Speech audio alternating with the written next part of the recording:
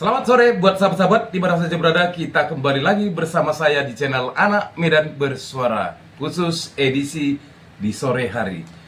Sahabat-sahabat, para pemirsa, para subscriber saya tetap masih membawakan atau mengupload video tetap seputar tentang ijazah Pak Jokowi yang mungkin menjadi tanda tanya dan fenomena yang sangat krusial dan sangat-sangat viral. Kenapa sampai demikian, teman-teman? Jelas, sampai-sampai bola panas ini menggelinding ke Universitas UGM atau tempat disinyalir ijazah tersebut diperoleh oleh Pak Jokowi. Baik, sore ini saya akan menampilkan tetap ya, dan saya masih mengulang agar kita berpikir jernih dan tetap mengawal dan mengawasi apa yang sedang terjadi pada saat ini. Terlebih, kata Bareskrim Polri tinggal 10% lagi. Makanya di upload video saya pertama pagi hari menjelang siang, saya ingatkan bahwasanya baiknya Kabareskrim Polri ketika melakukan forensik digital terhadap ijazahnya Pak Jokowi, baiknya diikuti oleh tenaga ahli dari pelapor dan terlapor agar semakin kompak dan semakin dipercaya oleh publik. Karena krisis kepercayaan publik terhadap institusi Polri berkurang dan minim, boleh dikatakan bagaimana ya? Mungkin teman-teman tulis di kolom komentar. Kita lanjut ya. Jadi seperti apa yang saya katakan tadi di prolog pertama, saya perlu menekankan, kita menekan atau melihat kembali apa sih yang menjadi perbincangan dan bisa menjadi alasan buat kita bahwasanya memang ijazah tersebut asli atau palsu. Kita intro dulu.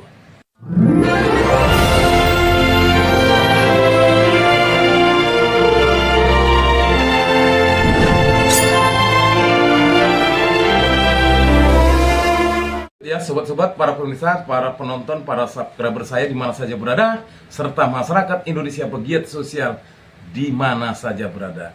Baik, beberapa hari yang lalu muncul berita bahwasanya Saudara Rismon Sianipar meminta agar forensik digital Kabareskrim Polri bukan hanya mengecek melalui perbandingan terhadap kertas atau ijazah Pak Jokowi terhadap para teman-temannya. Tetapi Saudara Rismon Sianipar juga meminta supaya dilakukan penelitian terhadap tanda tangan, stempel, dan tinta. Karena kenapa ya? Karena ada berita bahwasanya ada perbedaan antara penulisan nama dan tanda tangan tersebut. Atau katalah, dua nama berbeda, tanda tangannya berbeda.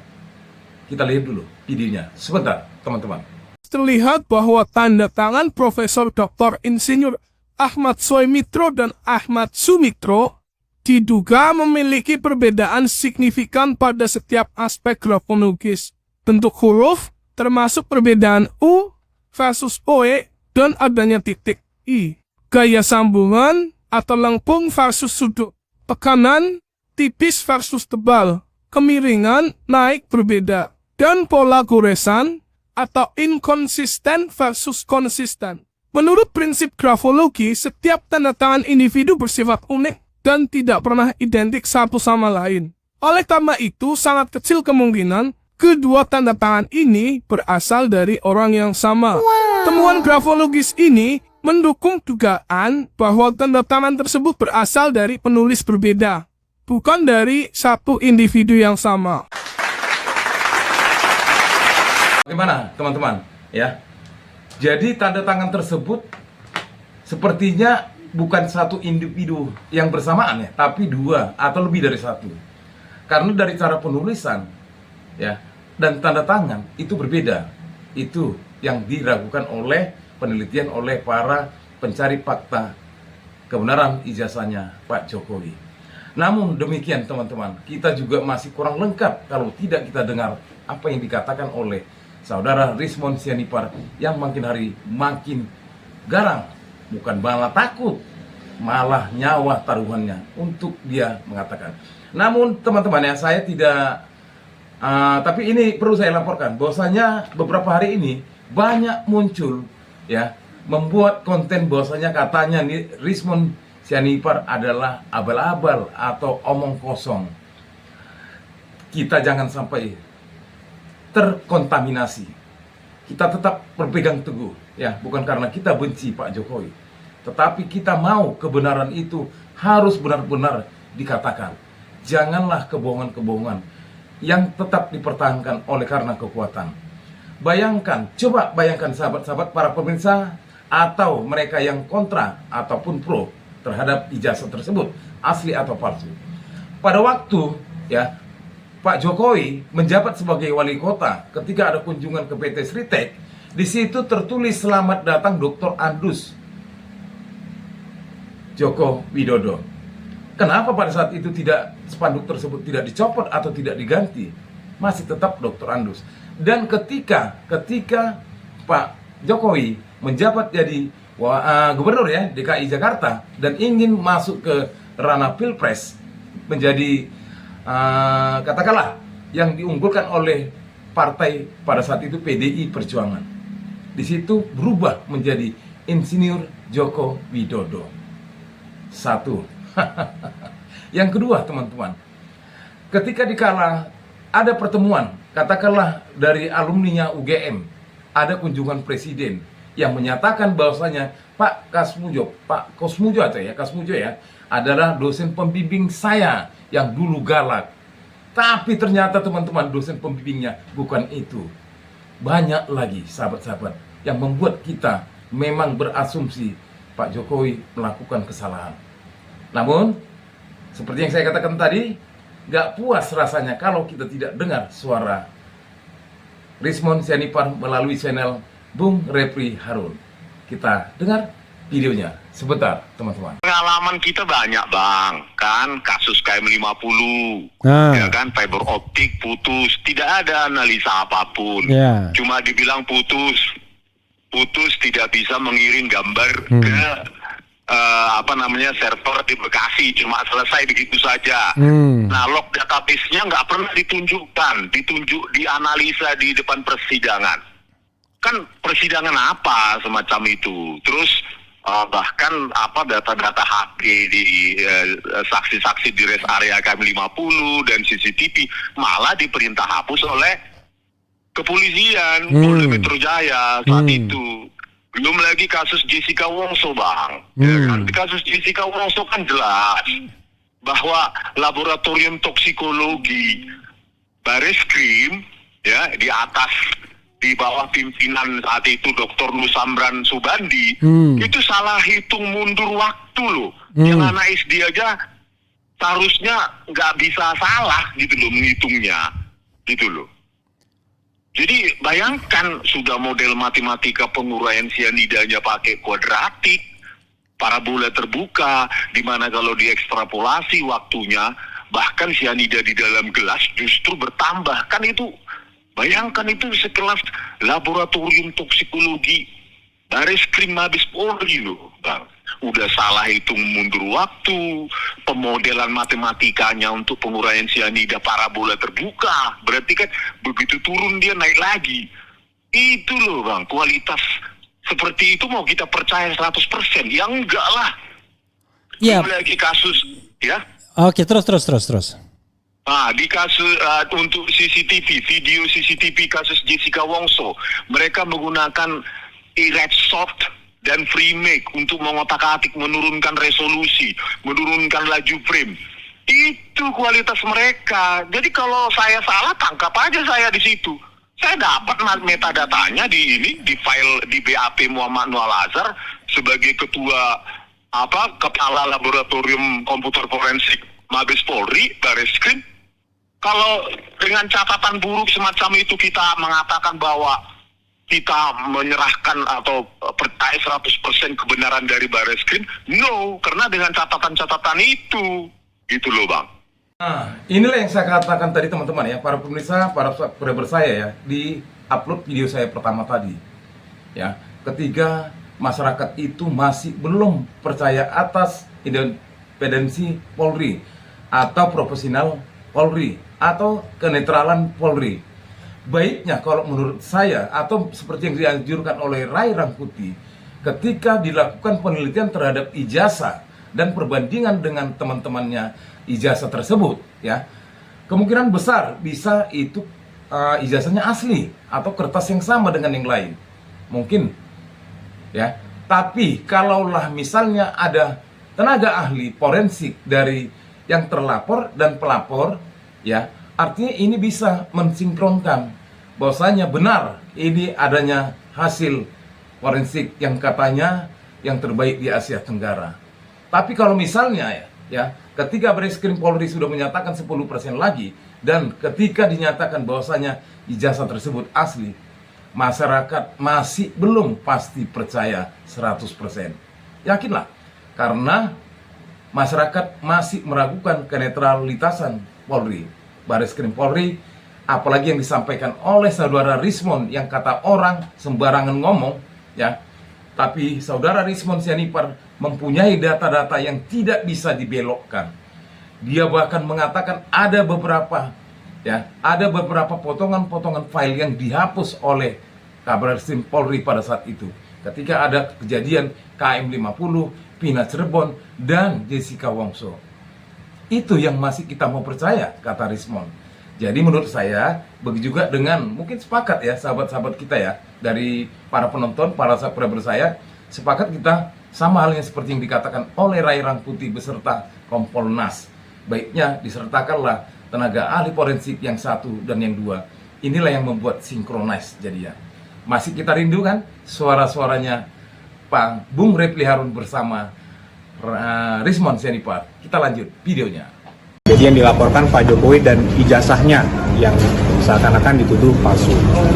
Oleh karena itu hari ini kita sudah serahkan semuanya pada pihak Bareskrim untuk ditindaklanjuti, untuk dilakukan uji lab forensik. Ijazah Jokowi diserahkan ke Bareskrim Mabes Polri ya, atas permintaan Bareskrim dan kemudian diantarkan oleh adik iparnya serta didampingi oleh kuasa hukumnya Yakub Hasibuan yang tidak lain adalah putra dari Wakil Menteri Koordinator Hukum yaitu Otto Hasibuan yang juga lawyer Prabowo Subianto ketika sidang di Mahkamah Konstitusi. Sobat era sekalian, tadi ada tanggapan dari Yakub Hasibuan, sudah kita dengarkan videonya dan intinya adalah yang membawa ini adalah adik ipar karena ini dokumen yang bersifat pribadi. Nah, saya sudah bersama salah seorang yang dibidik, Rismon Hasiholan Sianipar. Bro, selamat sore bro. Sorry bang. Oke, malah kayaknya kurang semangat nih ke suaranya. Oh, Kurang semangat suaranya. sudah. Oh, sudah ya. Sore, Oke. Sobat RH Channel. Tidak lagi mancing kan? Ya masih lah bang. Oh, masih ya. Oke. Masih. Bro Rismon, coba kita bacakan dulu apa yang disampaikan oleh Detikcom ini biar Anda punya perspektif atau latar belakang ya untuk Baik, Bang. menilainya. Oke, saya bacakan judulnya adalah Adik ipar datangi Bareskrim bawa ijazah sekolah hingga kuliah Jokowi. Jakarta, perwakilan keluarga Presiden ke-7 RI Joko Widodo Jokowi mendatangi Bareskrim Polri. Mereka memenuhi undangan pemeriksaan oleh penyidik terkait dugaan kepemilikan ijazah palsu yang dilayangkan oleh tim pembela ulama dan aktivis dalam kurung TPUA. Keluarga yang hadir ialah ipar Jokowi atau adik kandung dari Iriana Jokowi, Wahyudi Andrianto. Dia datang didampingi tim kuasa hukum Jokowi. Kita bersama ini kuasa hukum, ada juga perwakilan keluarga Pak Jokowi yang membawa langsung ijazahnya karena baru datang nih, barusan banget, baru landing hari ini. Datang langsung ke sini, kata kuasa hukum Jokowi, Yakub Hasibuan di gedung Bareskrim. Kemudian mereka tiba di Bareskrim Polri sekitar pukul 09.30 WIB. Andrianto tampak mengenakan kemeja bermotif kotak-kotak lengkap dengan tas selempang berwarna hitam di bahunya. Yakub mengungkap alasan mengapa bukan Jokowi yang datang langsung, tetapi malah adik iparnya. Menurutnya ijazah merupakan dokumen sensitif, luar biasa, sehingga harus dibawa oleh orang yang sangat dipercaya. Karena kan tentunya dokumen sensitif ya, jadi nggak mungkin dikirim pakai kurir kan, jadi diberikan kepada pihak yang dipercaya oleh Pak Jokowi langsung untuk membawa itu dokumennya, ungkap Yakub. Lebih lanjut, Yakub menyebut pihaknya hanya akan menyerahkan ijazah tersebut kepada penyidik. Sebab undangannya hanya untuk penyerahan bukan pemeriksaan. Memang hanya permintaan untuk dokumen dan kami kan kuasanya. Jadi sebenarnya kami yang nanti akan memberikan kepada pihak Bareskrim. Namun hanya untuk membawanya ini yang diwakilkan oleh pihak keluarga, jelas dia. Yakub menyatakan membawa ijazah Jokowi sejak sekolah hingga kuliah. Namun dia belum memastikan yang mana yang akan diserahkan kepada penyidik. Rupanya yang diserahkan SMA dan kuliah ya. Di sisi lain, adik dari Iriana tersebut tidak berbicara apapun kepada awak media di lokasi. Dia langsung masuk ke gedung Bareskrim Polri bersama ajudan Jokowi Kompol Sarip. Wah, ternyata ada ajudan Jokowi yang masih digunakan untuk mengawal, bukan Jokowinya sendiri. Bro Rismon, apa komentar Anda dengan hadirnya ijazah Jokowi di Bareskrim Mabes Polri yang katanya sudah 90% tuh proses pelaporan Egy Sujana dan kawan-kawan diproses, tinggal 10% lapor tinggal ya, laboratorium forensik. Silakan Bro Rismon. Menurut informasi berita yang saya baca kan 90% itu bukan materinya ya Bang ya, itu kesaksian dari UGM, dari yang lain-lain, dari teman yang mengaku temannya gitu.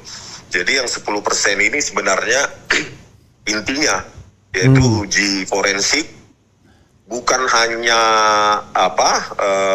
ijazahnya tetapi juga skripsinya, terutama lembar pengesahan skripsinya itu. Jadi jangan dibelokkan. Kemarin kan yang saya tuduhkan adalah setelah saya mengamati dua-dua itu, Bang.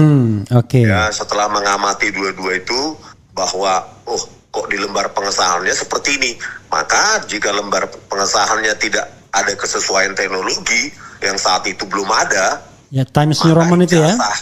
Iya, maka ijazahnya pasti palsu. Karena tidak mungkin lembar pengesahan itu dibuat dari masa depan, dari tahun 1985. Nah, terkait dengan uji forensik yang dilakukan oleh Bareskrim Polri, yang bakal dilakukan. Ya, yang bakal dilakukan ya, sebaiknya nanti begini, tidak ada manipulasi lagi seperti kasus di Jessica Wongso ya, bahwa mereka memanipulasi bukti. Ini kan nanti akan dilihat rakyat semua gitu, dilihat rakyat semua. Dan kalau memang Bareskrim nanti siap bahwa hasil uji forensiknya itu kredibel, maka secara saintifik ya, kalau kita saintis itu bisa diuji oleh siapapun nanti gitu. Oke, tadi jadi tidak berhenti di puslap force saja gitu ya.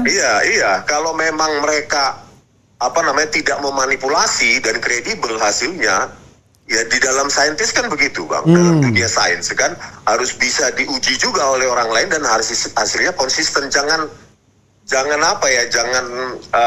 anti dengan pengujian oleh orang lain, karena ini kan kita ingin menutup kasus ini, mengunci kasus ini apakah asli atau palsu gitu. Kalau nggak berani diuji oleh lab lain atau lab misalnya Singapura, ya, negara tetangga saja Singapura atau Malaysia, maka ini menjadi pertanyaan gitu Bang. Karena banyak sekali yang nanti ya pengumumannya harusnya detail.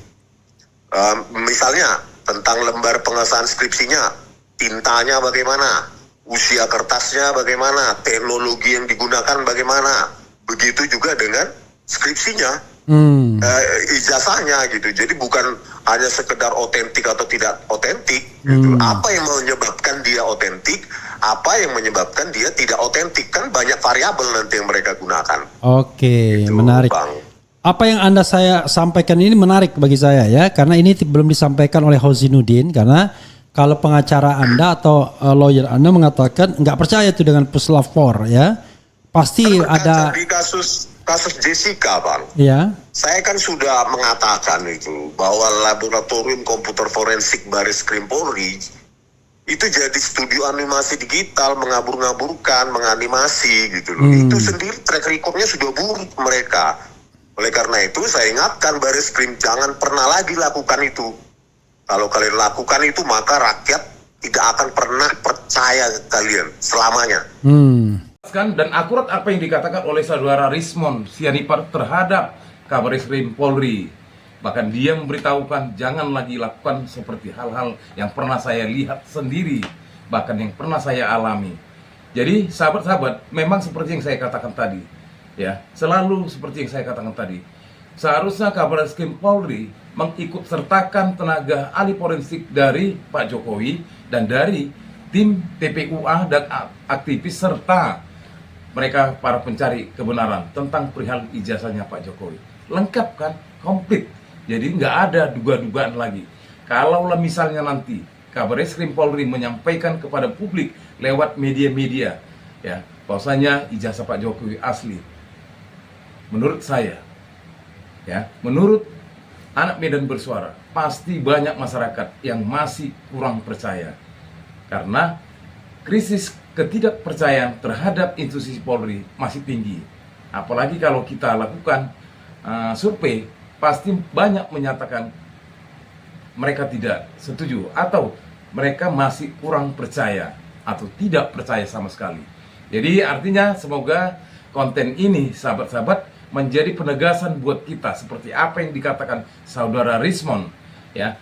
Jangan hanya pengecekan di satu sisi seperti apa yang dikatakan 90%, ya. Itu perlu ditelusuri juga seperti di mana KKN-nya, kuliah kerja nyatanya, ya, transkrip nilainya dan sebagainya. Di akhir penghujung konten ini semoga bermanfaat teman-teman. Jangan lupa di-share, tetap semangat, kita awasi terus dan kita soroti. Indonesia tetap merdeka kalau kita saling percaya dan tidak saling membohongi. Sama-sama berjuang, sama-sama sakit, sama-sama kita merasakan hal-hal yang memang bisa kita rasakan dalam hal penegakan hukum, terlebih membongkar kebodohan-kebodohan dan pembohong selama ini. Salam perjuangan, merdeka, merdeka, merdeka, hidup rakyat Indonesia.